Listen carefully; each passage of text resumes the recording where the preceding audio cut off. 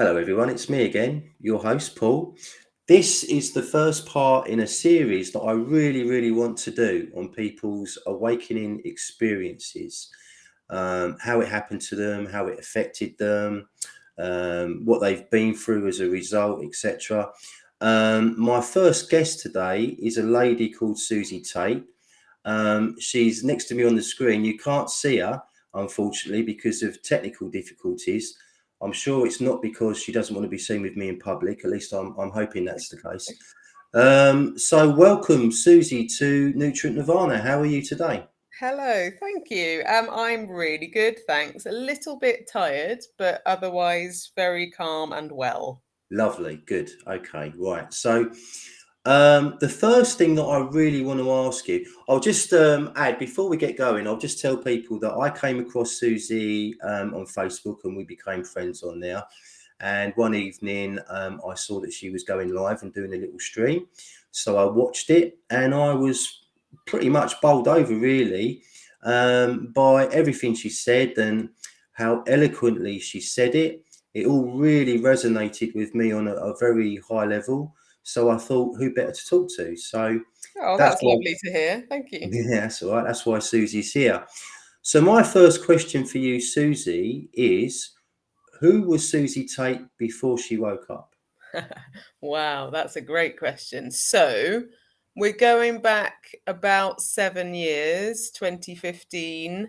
I'm 42 now, so I was mid 30s, 35. Mhm. I'm not sure that I was dramatically a different person. I was actually just having a conversation with somebody else on the phone just now, and I was saying, I don't, it wasn't like a rude awakening for me. Um, when I started to kind of figure stuff out, it was more a case of, oh, that kind of makes sense, not like, oh my God, that's shocking.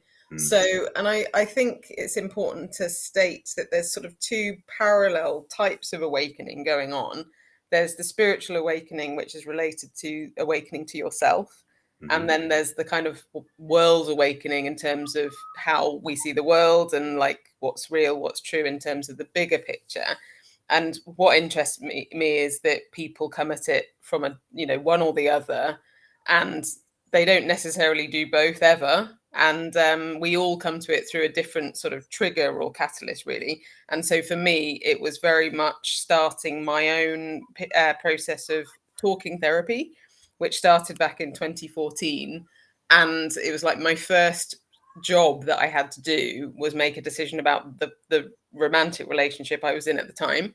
Mhm. And so the first thing that I did was leave that relationship, which was a very positive decision for me. And then, like, about a year later, through this talking therapy, I started to kind of pick away at myself and all of the kind of lies and untruths that I've been telling in relation to myself.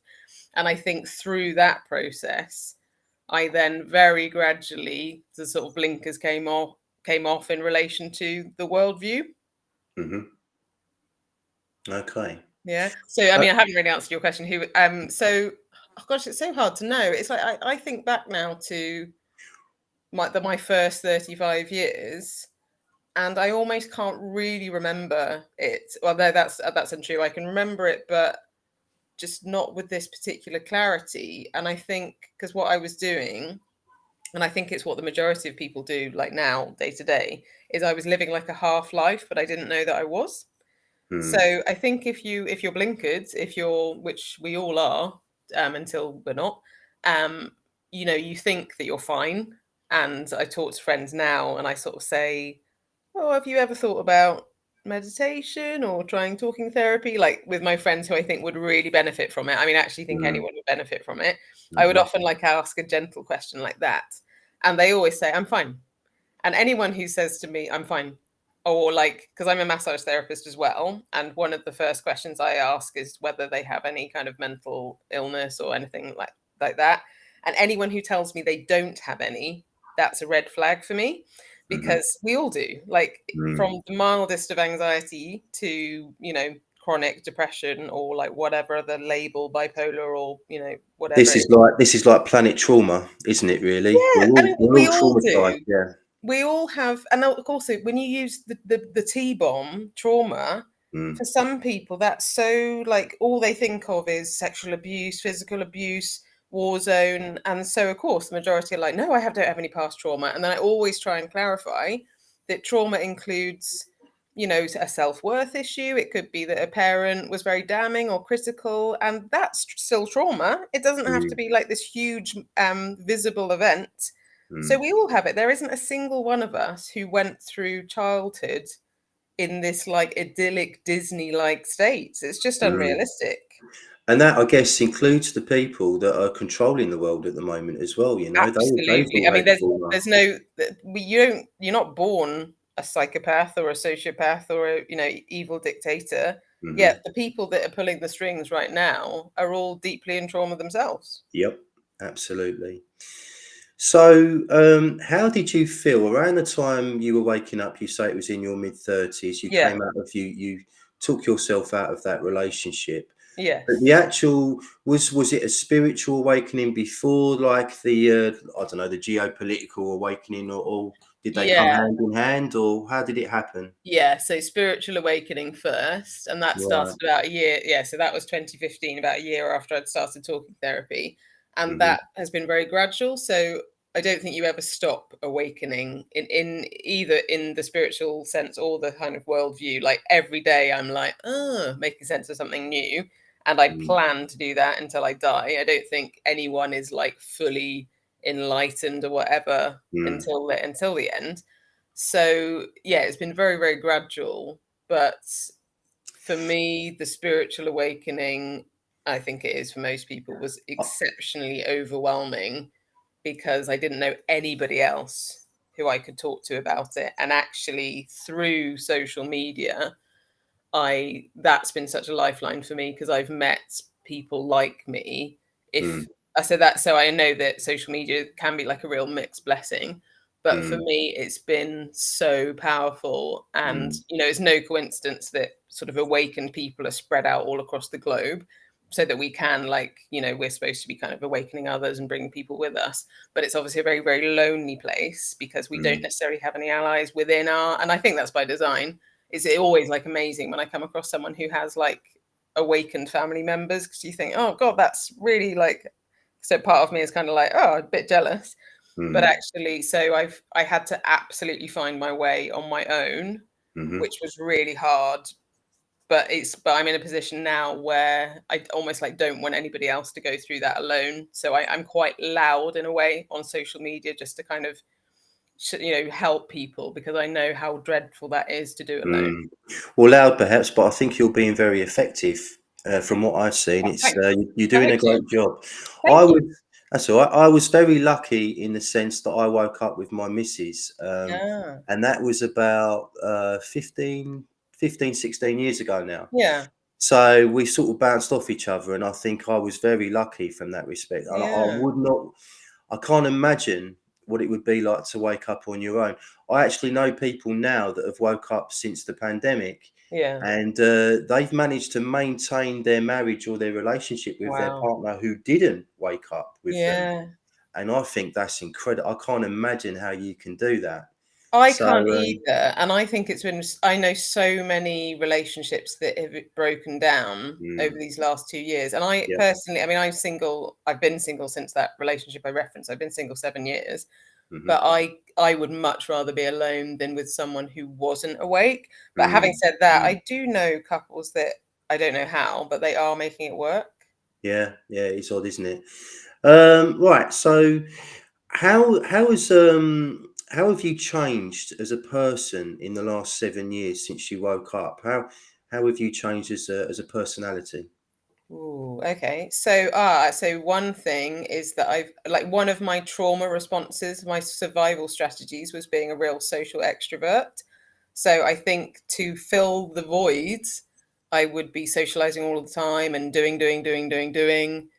And I don't know if that's just who I would have been anyway, but now I'm still social and I'm still confident. I still love people, but I've needed to become loads more introverted. So I now spend the vast majority of my time alone. And because as you awaken, because you're shedding these like layers of lie almost, like these protective layers that we all shroud ourselves in, but most people don't know they've done that. So as you shed those layers, your sensitivity increases. So you have to learn to kind of protect yourself and work on your boundary and your force field. So in order to look after myself, I spend a great deal of time alone. And I've gone from finding time alone really hard and feeling lonely and all of that to really genuinely enjoying my own company. And so, yeah, so I used to be seeing friends all of the time and just like coffees here, meals out there, holidays there. But it would be quite sometimes sort of superficial, scratch the surface type 2-dimensional exchanges. And I've learned that I would rather be alone than have those kind of small talky type chats. So it's kind of become a much sort of richer life. And it just means that I can conserve my energy. Like I used to be flitting around everywhere, and I would kind of be always in that natural sort of therapist role with people. And they'd be getting loads out of their time with me, but I would just be left drained and then be like, oh, why did I do that? And interestingly, that the whole pandemic was great because I moved from Brighton to Bath just before the first lockdown it was February 2020. And the irony is that I moved to be closer to my family and my friends. And then, of course, because they all believed that there was this deadly virus, nobody wanted to see me. And to start with, I was like, oh, great, I've just moved. But it became a real blessing because I suddenly, I was forced into this solitude and I realized I loved it. Nice, good, yeah. I woke up, as I say, about 15, 16 years ago. I woke up, I think, really to the political side of things rather than the spiritual Yes. side of things. Yeah. So my first reaction to all that was anger. Yeah. And I went off, trying to convince family members, my Yeah. parents, my sister, the people that are running the world are really evil. And I used to try and explain to them how it worked. And what I learned from all that was if you're angry, then people get defensive and they shut off and they do not want to listen to Doesn't work. somebody that's shouting in their face, So I made a lot of mistakes with this early on. And I've kind of taken a back seat now. I tend not to follow news stories. I don't have a TV. I've not had a TV for 12 years now. Don't miss it in the slightest. No. And plus, it's very odd. It's like people's comfort blanket, the TV, because I point out to them, why have you still got one? Why don't you can watch anything that's on the TV online? So why do you actually need to be paying out for a TV that you don't need one, And I mean, I would say probably 80 to 90% of people that say they're awake still have a TV. Now, I'm trying not to be judgmental, but at the same time, it just doesn't compute in my head how that works. Why do you think they cling on to the TV? You said it's like a comfort blanket. It's like a comfort thing, I suppose. Yeah, sometimes, I mean, it's a very difficult experience to go through awakening, and maybe sometimes people just need to go back occasionally and for an hour every night and go back to their old life. Maybe. I mean, I still watch something. I mean, I don't at the minute, but I haven't actually watched anything anywhere for a couple of months now. Like even if I sit down to watch something on Netflix, it's almost like I can't really bear it. But I mean, there are a few things. But every now and then I do like to watch a film as a bit of escapism, and I don't think there's anything wrong with that. But I think you're right. I think the vast majority of people who claim to be awake, I mean, of course, they believe they are, and they're on the journey. And again, who are we to judge or be critical? But yeah, essentially, if you're still defaulting to the TV and it's also like I have lots of friends on Facebook who are in that, as you said, that angry, very much in the 3-dimensional news, Tory government, blah blah blah. And actually, I just scroll past that stuff now because it's like low vibrational. So that's but I've been through that. Like during 2020 when all of this pandemic stuff was new, I was in that. Not, I don't think I was ever angry, but it was almost like this sense of desperation. Like we've got to help people, we've got to save people, and it just anything that's comes from a place of desperation isn't helpful. So now I'm in a place, because I've healed from my trauma, or, like I'm on my way, obviously not healed completely, because I'm so calm now. Everything I do comes from a place of calm rather than desperation. And it Mhm. means that, of course, there's loads of people that I won't reach, and that's just life. But it means that what it used to be was that I would be so easily triggered by other people being triggered. So I would state something, people would go, "Oh, what's WWE?" They'd get really defensive, and then I would get defensive. Whereas now, because I understand that people's reactions are entirely about them. If I Exactly. Yeah. yeah, if I write a post on Facebook or something and someone kicks off at me, I'm just like, okay, and Mm. just accept it and push Mm. it back to them, really, and I don't let it affect me. Yeah. So a trauma therapist once explained to me that if you feel triggered by something or someone, that's activated something in you that you haven't dealt with and that Mm. you need to Yeah, deal with. And at first, I didn't really believe that, but yeah, I can it's true. completely concur with it now. Yeah, It you makes can total just see sense. it, and I've Yeah. become really, because I've used social media so much over the years. I can now read people's energy through like a Mm. written comment, rather than just seeing. I don't need to see them; they don't need to be in the room. So it's so obvious to me when someone's Mm. emotionally heightened, and sometimes I know that Mm. they're triggered before they know themselves. Mm. And you can tell, like, little, like, for example, someone like the speed that they're replying to comments, and Mm. you can Mm. feel Mm. it. And Yeah. people that don't have that ability are like, oh, don't be so silly, you can't read the energy. It's like, well, I can actually. And so I just observe, and I choose my battles, like, depending Mm. on who I'm talking to. I will either be like, just a quick like of their comment to show I've read it, and just leave it there. Mm. And with other people, I might pursue it a bit longer. It depends on how I'm feeling, how resilient I'm feeling, how I feel about the person. Like, so it's very much case by case. But often when I end up on a friend's post on Facebook, and I'm dealing with people that I don't know, who don't care about me and or preserving my feelings, like, I tread very carefully with that kind of stuff, because it's not really worth it. Very wise. Yeah. Have you? When was the last time that you got triggered by something on Facebook, for example? Or Oh, a long time. I was mean, it? No, I was yesterday. well, So I'm still a work in progress. Every now and again, I'll see something and it will just straight away, and I no, don't. no, reflect. I don't ever get triggered by someone else's post. The only time I get triggered is if someone gets defensive in relation to something I've written, and then I have to deal with their reaction. Mhm. And then again, as I say, I'm like, oh, okay, that's interesting. I know Mm. that's about them, and I decide, depending on how I'm feeling, how I'm going to proceed with it. But I never ever get triggered by anything I see on Facebook. That's not worth the energy. No, it isn't, and as I say, 95% of the time I'm with you, but I just very occasionally something What's comes up on can there. you, I'm interested to know what sort of thing gets your goat. Well, to be quite honest with you, this thing yesterday was a friend of mine. They posted, and they're a female, married Hmm. with a child, and they said, and they posted a meme, and the meme was kind of intimating that a woman falls in love with a man because of the way he loves her and Mhm. cherishes her, rather than what money he's got, what job he's got. Okay. And she said she disagreed with this, and she said.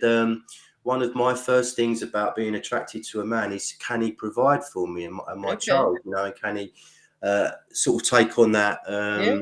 that role, that traditional role, if you Yep. like. And I suppose because I lost my business 2 years ago, and life has really changed since then for me, I just got a bit triggered, Yeah. and it was I silly, think, really.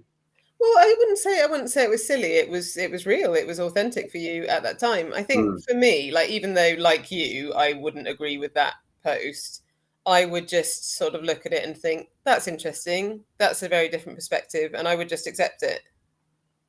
But mm. that's because you've not healed the fact that you lost your business. Like, that for you is still raw. Yeah, a little bit, mate. Well, I didn't think it was until yesterday, until I went, I also think that we're triggered exactly the time that we need to be to teach us something. Like, yeah, that trigger yeah. came a lot. That post dropped into your life, as it were, because you needed to recognize that about yourself. I think that's absolutely 100% correct, Susie. I think you've just hit the nail on the head with that. I So think it's like, so actually, rather than mm, feeling like, oh, that was annoying, like treat it as a positive lesson. yeah, definitely, definitely. Just moving on slightly now. Yep. One of the first things that woke me up was health and Okay. people's diet, nutrition, Hmm. the pharmaceutical industry, jibby jabbies, all that type of Hmm. thing. And this was a long time before what's happened Yeah, recently, sure. So has that been part of your journey at all? The whole Definitely. And good, interestingly, I came from a real like farmer background in the sense that I had asthma from birth pretty much. I mean, it was only diagnosed when I was 18 months, but I was premature, but basically born with an mm, infection. yeah, And so I've always had physical health issues. right, So, I had asthma, I had eczema, what else have I had? Maybe that's it. But I was on steroid inhalers like for life. mm, And then what happened was, I don't know how I kind of, yeah, I was living in Brighton at the time, and I came to meet some kind of alternative health professionals, I guess. And I met somebody called Lucy, who's a naturopath, and she really knows her bananas. And I've learnt loads from her about kind of health and diet and stuff like that. And I think she must have written something on Facebook talking about lung diseases being about grief. And it must have right. been at This that. is sorry. This sounds like German new medicine. Oh, I don't know. Okay, well, there is. Sorry to interrupt you there. It was very Okay. interesting. But the German new medicine. This is. I think it's been around since the latter part of the 20th century, and it's basically says, and I might be getting this wrong, but this is my understanding of it, Hmm. is that um, illness is very much, or disease is very much connected to trauma. Oh, yeah. God, yeah. And I accept that it is. My beef with that is that, as I understand it up to this point anyway, it underplays the role of nutrition. Okay. Because as I understand it, if for example you're grinding your teeth at night, um, normally, in my experience, that can be treated with magnesium Okay. because magnesium relaxes everything. It relaxes the joints, the muscles, everything. That's what it Yeah. does. So, and very often, most people, the vast majority of people, really have a magnesium deficiency because it's not in the food anymore, Okay. and because of industrial farming, and because we all burn magnesium when we're stressed. And most people nowadays are experiencing unnatural levels of stress, I would argue. So we're all magnesium deficient, and magnesium is such a massive, important nutrient, and we're all very low on it. So That's um, interesting because lots of people talk about magnesium, and it's massive, not, it's not something I've ever like massive. had. Right. And so like lots of people, and it's all.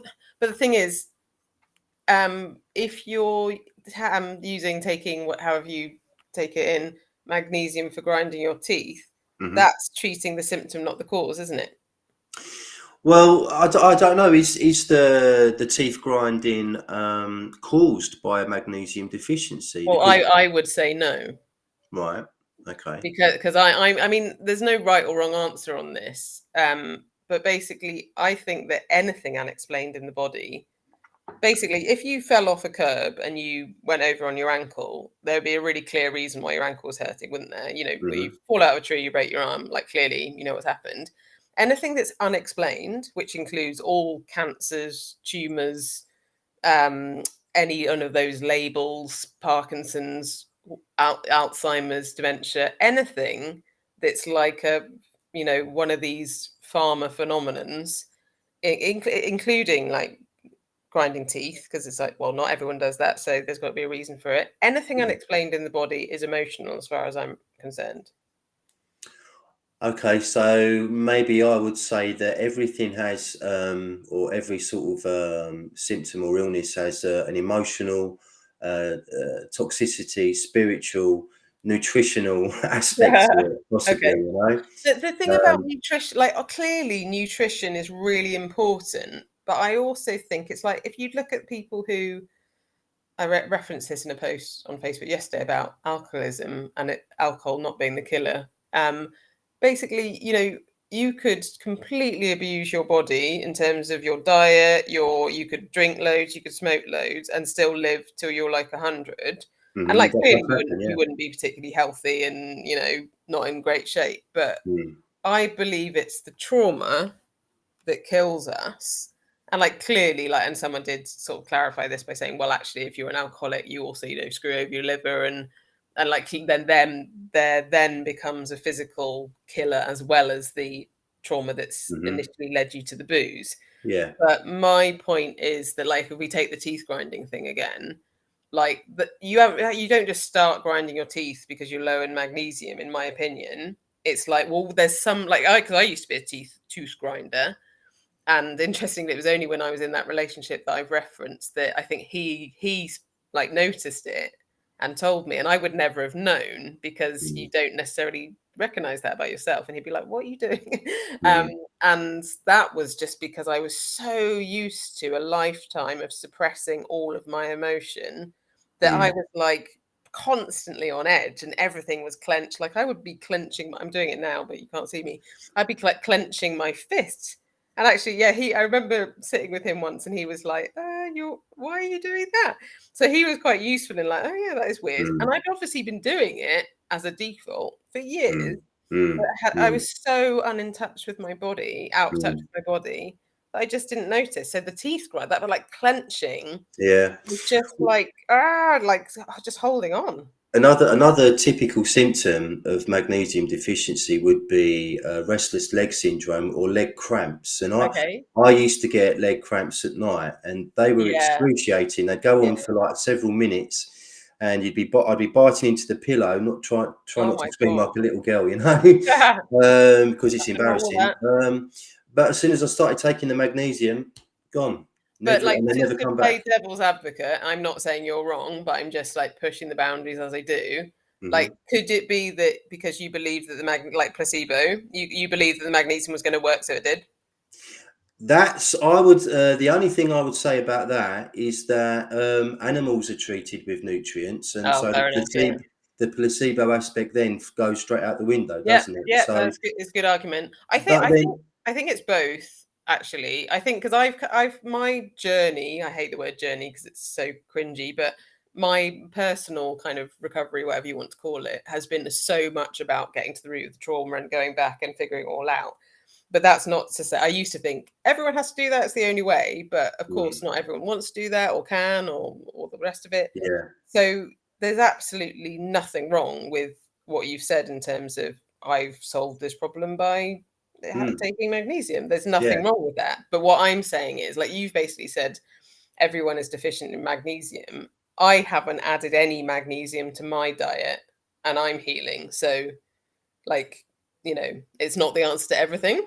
Well, possibly if you'd been taking magnesium, you may have healed a bit quicker. Who knows? Quite, yeah, we will never know. Yeah, sure. I mean, I run a supplements and herbs company, so Ah, but my kind of philosophy has always been to sell people the stuff that I believe they can't really get from the food anymore. right. And magnesium would be one. Vitamin D, vitamin C would be the two Yeah, vitamins, and iodine as well. Iodine's a big yeah, one. So they're really the four nutrients that I focus on primarily. yeah.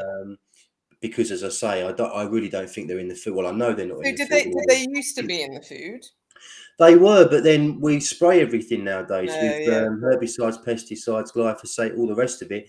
And plants only need three things to grow, which are nitrogen, phosphorus, and potassium. Right. So all those other lovely soil, dirt minerals, those trace minerals that we used to get with our food, they're gone. They're not Mm. there anymore. They don't, so the vegetables are only as good as the soil that they were Yeah, grown on, yeah, you that know. makes And sense. if you're constantly spraying the shit out of the soil with all these sprays, I know we're digressing a lot at the moment, That's but all good. I remember as a kid, I used to live next door to a farm, and me and my mum would walk to the farm every day, and I would be walking past the field where only one thing was being grown, and it was being like a monocrop mega field, basically, which is goes as far against nature as you possibly can. Mm. And it was all being heavily sprayed. And I noticed that the soil looked like a kind of a darkish red colour. Right. It reminded me of the planet Mars. And I said to my mum, why is the Earth that colour? And she had no idea. But now, Mm. obviously, I do. I know why. It's because they've sprayed it to buggery, and Mm. it's dead, like the planet Right. Mars. It's dead. So all the food that's grown on industrial farms now, it's bereft of any Mm. real nutrition. So That's unless you horrifying, isn't it? so unless you're growing your own food, which is what I do now, Do you?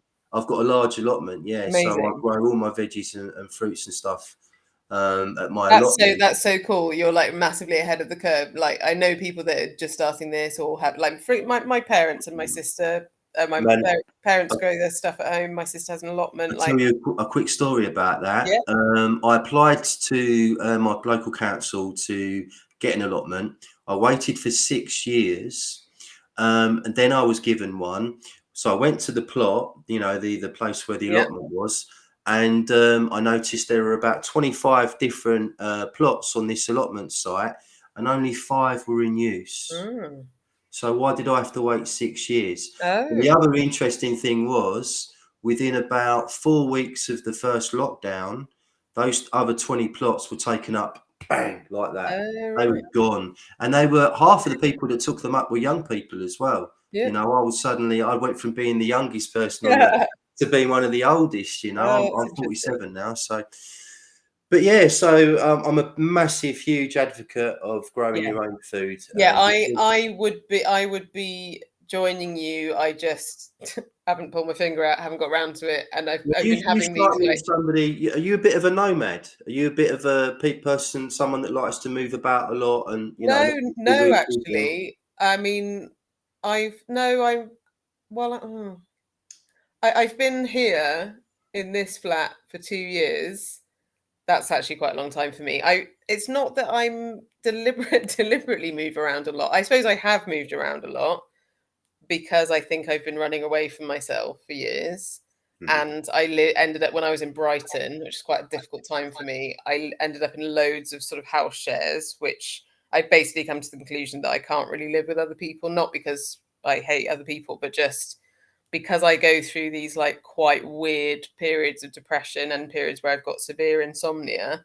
I really need to be able to wander around where I'm living at weird times without the fear of disturbing others. You're So sorry, I'll just interrupt very quickly. You're saying insomnia and depression, and again, the first thing my brain does is magnesium. So mm, if you send me your address after the video, and I'll send you it back. yay, that'd be lovely. Thank you. Brilliant. Pleasure. Yeah. Well, Carry on, sorry. my insomnia has been about when I'm awake, my brain is trying to process stuff, and so I've learned that, and I let it do its thing. So yeah, I'm not saying that I don't need magnesium and I wouldn't benefit from it, but yeah, I'm also kind of like it's there for, it's here for a reason. But yeah, because I've had, so for example, I came out of an 8 month period of depression at the end of April, and whereas other people were, ahead of the curve, getting their veggies on and own, so it's like I haven't even been in a position to start thinking about that yet Mm, because of my mental state. So, mhm. but I'm also very much like, I went to this really cool event last night, which was about prepping for the future, basically. And Wow. one thing that it was this ex-military guy who was really like on top of stuff, and he was really helpful. And he was just sort of reassuring us that we don't have to be an expert at everything. So like there'll be some people like your good self who are, growing your own stuff. But as long as within your community locally, you've got other people who are like, mechanics and electricians, and it's kind of like Mm, a skill mm, share. mm. So that thing of like not trying to be an expert at everything. Yeah, that's happening at the moment. Like I say, I've been away for 15 years, but then obviously Mm, the government red pilled loads of people with the pandemic. yes, So now I belong to a group in my local community, and we're all helping each other in that respect. brilliant. If you've got a certain skill, I'll help you with Yeah, that. yeah, And you don't pay me back, pay me forward. It's not about exactly. that. It's not about bartering. It's about a new sort of co-creating the new earth together. Yeah, I Uh, think it's the future, and it's brilliant, and it's really Mm. exciting. But I It also is, have a it's lot, like, happening. I know that I've got like quite a specific role at the moment, which seems to be kind of connecting people and joining the dots. And yeah, I'm also like, I don't. Have you heard of twin flames? That was one of my questions, Ah, because I'd heard you mention that a couple of times on your streams, and I think I understand the concept of it, but I would yeah. love it if you explained it to the viewers. Do you want me to do that now, or do you want me to finish what we Um, were talking about? yeah, all right, yeah, we'll try not to forget, because I I won't. might. But I'll just tie off that sentence. Sure, But yeah, sure. one of my roles is I'm like a twin flame coordinator. But I'll have to explain in a minute what a twin flame is. Like really briefly, everyone's heard of soulmates, which is like lots of people say, "Oh, I've met my soulmate. I'm married to my soulmate," and I would say you're married to a soulmate. Like we all have soulmates who are potential lovers, wives, husbands, whatever, family members, friends, like completely platonic. So, and it's basically anyone that you've met in a previous life, at least one previous life. Whereas a twin flame is like your literal other half, and but not everybody has one. It's quite rare, and the kind of legend is that certain people many lives ago, their souls were vibrating at such a high level that the soul split and inhabited two bodies. So it's like a Okay. male and a female counterpart. Hmm. And at this time, it is my belief that the twin flames, like across the world, are uniting in order to create this massive energy surge to break down the matrix and to create this new world. So it's not like just the twin flames, but we're kind of like the leaders in a way. So Right. I'm a twin. I have a male counterpart.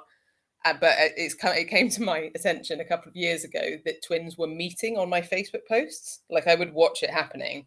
I'd be like, Right. that's weird. And energetically, I can just feel it. And I'm like, oh, wow. And so, and for example, today I won't obviously reveal his identity, but I had a friend contact me, and we've not spoken about this before, but I was like, yeah, he's really open to this. And so I told him who I believed his twin was. And he was awesome because he was like, oh, okay, yeah, actually, okay, I think you might be right. And so with some people, I'm like, this is your twin. This is like the other half. And Hmm. some people just aren't ready to hear it at all. And that's fine. Hmm. And Hmm. sometimes I don't tell people because I just know they're not ready. But sometimes I plant a little seed. But Hmm. basically, and I'm not the only coordinator because I can't possibly manage all of the twins in the world. But at this time, like every day, a new twin crosses my path. Wow, it's And it's amazing. not just online in the real world as well. Where did this idea originate from then? Do you The know? twin flame thing, Yeah. I don't know.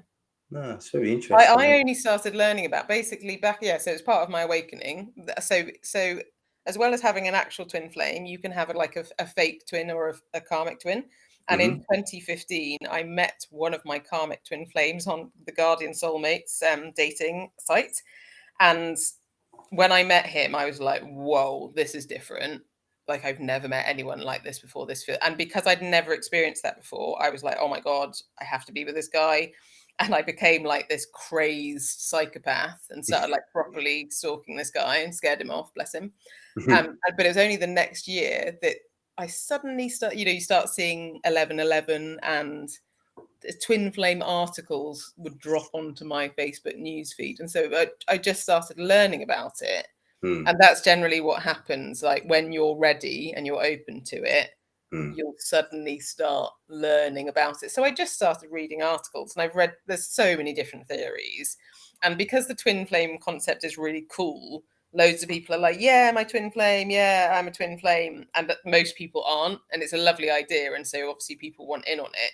But Hmm. actually, it's extremely rare to be one. And when I meet one, I just know straight away because they're energetically different. So a twin flame is different to a soulmate, or is it the Yeah. same thing?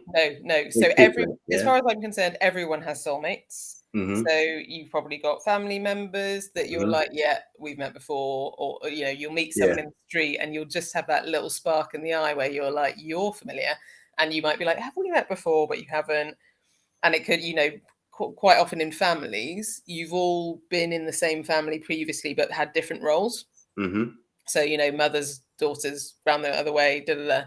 So everyone has soulmates. So when somebody says, yeah, I'm married to my soulmate, they believe they found the one because that's like a really nice romantic fairy tale idea. But Hmm. essentially, they've met a soulmate. Whereas twin flames, you've got a counterpart and they're the only person. And yeah, so you literally do have another half. Mm. But it's important to state that you're still a whole person on your own as well. Mm-hmm. Okay, yeah, sure. That makes sense. It does make sense, yeah, and it's very, very interesting. I'm going to be looking into that. Yeah. So just moving on slightly now, what advice would you give somebody who maybe they've just come to you and said, "Oh my God, Susie, I think you're right. The world's fucked up." Well, that never Um, happens. oh, supposing it did for the sake of this Yes, video, it's it might okay. do one day. It's happened to me before. So, what advice would you give someone who's just woken up to the fact that Okay. the world isn't what they thought it was? Well, it depends on what they say. So, I mean, no, I have had people say, and it will always be the people who were never particularly politically affiliated. The people who are like really, really, really, really fixed in their opinions are going to be the last people to wake up Hmm. because they're so stubbornly attached to their beliefs that Absolutely. it's the cognitive dissonance. They will, you literally hand them this evidence, which is completely, you can't possibly refute this. My family are all socialists, trade unionists, Yeah. Marxist communists, so not a hope. No. So they're like, so the people that have actually, no, so when I said that never happens, it has happened. And it's the people who, like me, weren't particularly political in the first place, Hmm. who are kind of the sort of on the fence people, who, like, I've had my favorite stories that I can think of was one friend who said to me, because of your Facebook posts, I'd had one jab, but I didn't have any more. And I recommended my 20-year-old daughter not have them. And that to Fantastic. me is like, oh, wow, it's all worthwhile. And I had another friend who I've not seen her for a while, but she hasn't had the jabs. And she was kind of like, thanks to you and a few other people on social media keeping it real. Mm. I didn't follow the crowd.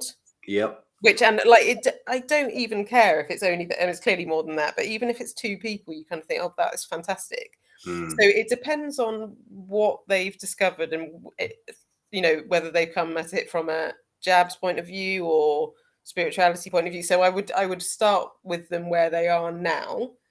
But I think the most important thing, because it's so overwhelming when you suddenly figure out what's going on, I Mm. always talk a lot about grounding and staying calm and trying to cope with overwhelm.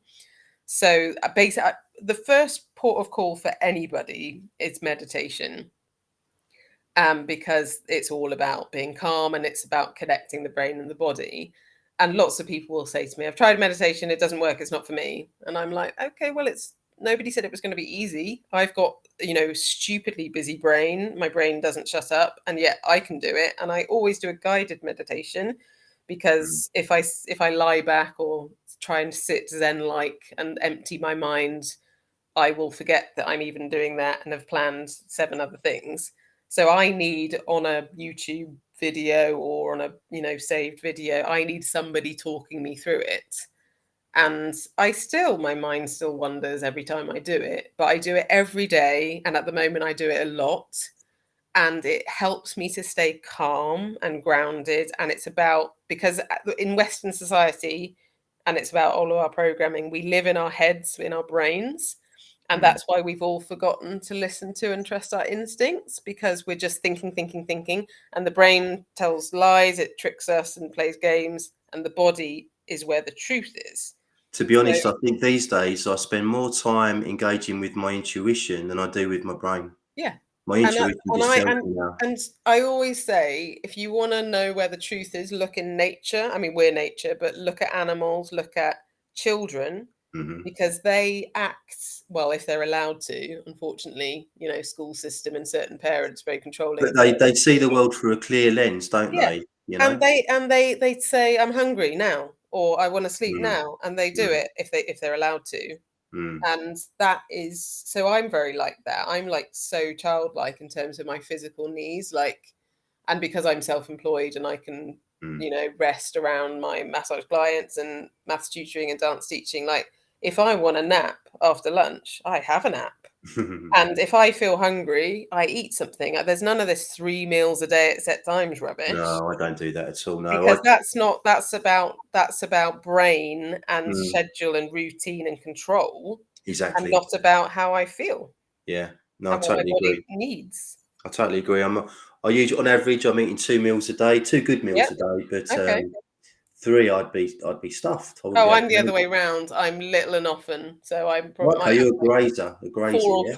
4 or 5 meals a day. But I front load it, so I go big early on, and then Right. often I don't eat. Like I Mm, will eat after we've finished speaking here because I haven't for a while. But sometimes I'll like have a kind of middle of the afternoon meal, and then mm. that'll be me through to breakfast. So Wow, that's because good. I know that that's good for that's how my body. Well, you're giving your whole digestive system a rest Mm, for 12 hours or whatever, yeah. so that's fantastic. It Um, just makes sense to me, and that's not to say it's the only way at all. Like I know other people who do things completely differently, and that's fine as well. But mm, basically, we're trained as children. You know, you go to school, and at what nursery school or in reception, they still have a nap, don't they? And mm, then it's like, no, you can't have that anymore. I think that's the cruelest thing in the world because a nap, like if you look at European culture and their siesta, that's brilliant. mm, Like, we mm, need, like, I don't think we're supposed to be awake from whatever it is, 6, 7, 8 in the morning until 9, 10, 11 at night. I don't think that's right. mm, I mean, mm. that's certainly not what like if I pull an all dayer, as in go through a day without a nap, I'm like, oh no, this is awful. Yeah.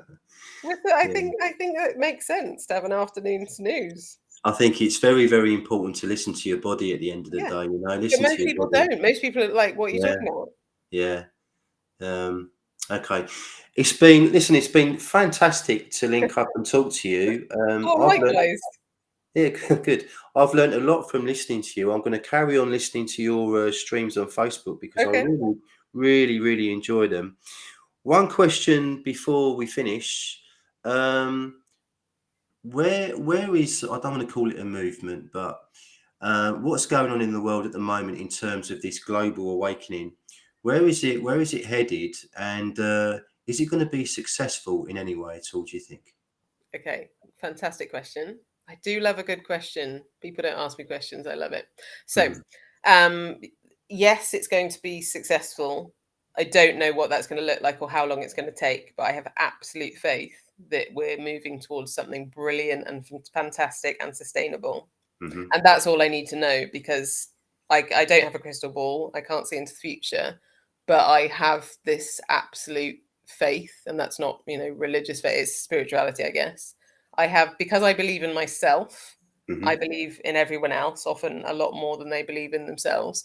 And I have absolute faith that the future is going to be brilliant. But it's not, I'm also a realist, so it's not like this fantasy like la la la Disney thing. Mm. Mm. It's obviously going to be fraught with challenges, but actually would you want it? It would be quite dull, I think, if we were just like, oh right, lovely, Well, all done then. there's some people that are trying to kind of build utopia on Earth or whatever, and Mm. there's another train of thought that we're actually here to experience challenges Yeah, of and course, go that's how through we difficult grow. experiences. Yeah.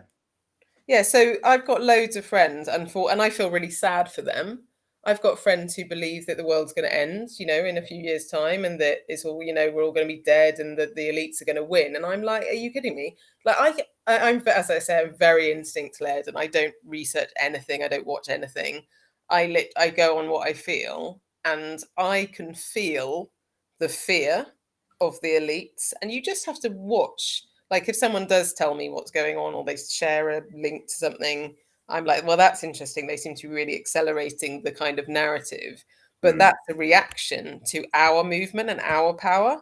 Like Mm. we are leading the way. And some people don't trust that. They're waiting for somebody to save us, like God or Trump or Putin or who or like some kind of celebrity. And I'm like, no, it's don't be waiting for a savior. We're doing it. It's Save coming yourself. from us, Yeah. we're absolutely gonna crush it and nail Mm. it.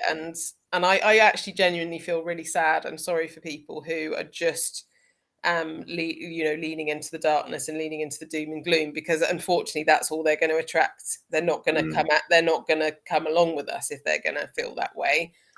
Well, I suppose, I mean, I've been there during the last Yeah, 15 years. I've gone through stages where I've investigated things like, I want to be careful with the words I use, but trafficking, yeah, yeah, sure. jibby jabbies.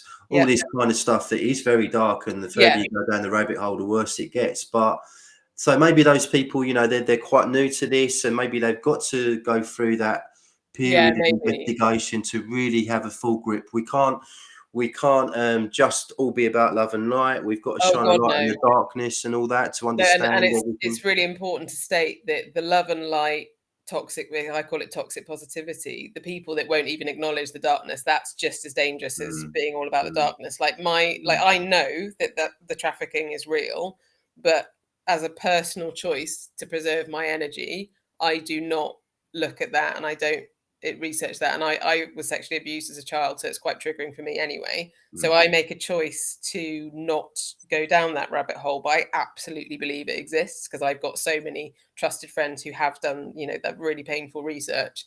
And mm, it's almost like they've done that, so I don't have to in a way. So mm, it's not that I don't see the darkness and I haven't been into the darkness myself, but mm, I'm like, what do I can I control any of that darkness by spending all of my time absorbed in YouTube videos about it? No, I can't change it. mm, So what can I positively do? And because I have this role as a kind of leader, a linker of people and all the rest of it, I would like to preserve my energy and spend my time building people up and lifting people up and helping people feel better about themselves, because mm. not only is that brilliant for them, that's makes me feel brilliant as well. Yeah, And I think you said once before, if you spend too much time focusing on the darkness, you start yeah, attracting it, don't you you? You do. start, yeah, Law of attraction, what you yep, focus on is what you mm, attract. So, and I posted something yesterday, which is just a fairly kind of simple meme about neuro pathways and making choices. And like, if you focus on like being a bit of a victim, kind of like, oh, the world's out to get me, oh, this, oh, if you get into that mindset, that's just like a repetitive, like broken record loop. mm, And I'm really fortunate that even though I've been through really like significant trauma, I've remained optimistic. And so I'm always like, rather than saying, oh, this has happened to me, I'm like, oh, this fantastic opportunity to learn has arrived. And mm, like, obviously, I don't always feel that positive. Some days I'm like, oh God, another bloody learning experience.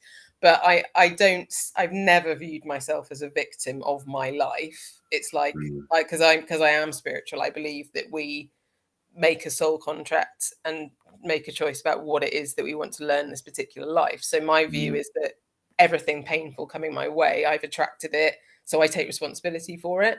mhm, So yeah, but I also know lots of people who are very stuck in that kind of victim state, and I really feel for them, and I do what I can. But those sorts of people can also be quite draining, and I've parted ways with quite a lot of friends recently who, the people that have a problem for every solution.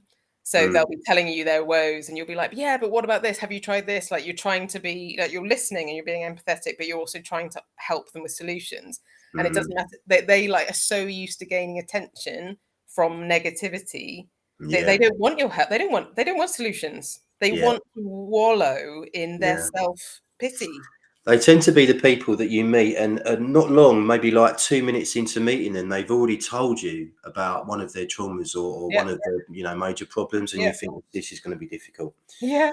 Know exactly what you mean. Yeah, and Um, I have great compassion for these people, and I do really absolutely. enjoy helping people, but I have learnt boundaries, and I've learnt that in terms of my friendships, I've got a group of friends now, or not like a group necessarily, but individuals who I've met who I tend to prefer to be friends with people who have been through some serious stuff as well, because we can relate to each other, we can empathize. But they're Mm, also people that take responsibility for their own lives and who have boundaries and who are emotionally mature, and I want friends who can give back as well as just take. mm, And I'm mm. no longer keeping friends who just drain the hell out of me. Yeah, good. Excellent. Okay, Susie, thank you so much for joining me today. You're I'm really really, welcome. It's really, been my pleasure. really grateful that you've come on with me. It's a shame we couldn't see you. So maybe when we've Next sorted out time. that camera issue, yeah, I'd love to have you back on because Yeah, we could. sure. I'd love. Yeah, I'll work. I don't know. As I say, I would need someone to help me work out why I've not been able to use the camera. But yeah, I'd absolutely love to. Fantastic. Cheers, Susie. Thanks everyone for watching. Please like, share, subscribe, and all that jazz. And I'll be back in the very near future with another guest talking about their awakening experience. So thank you, everyone. Cheers, Susie. See you all soon. Bye.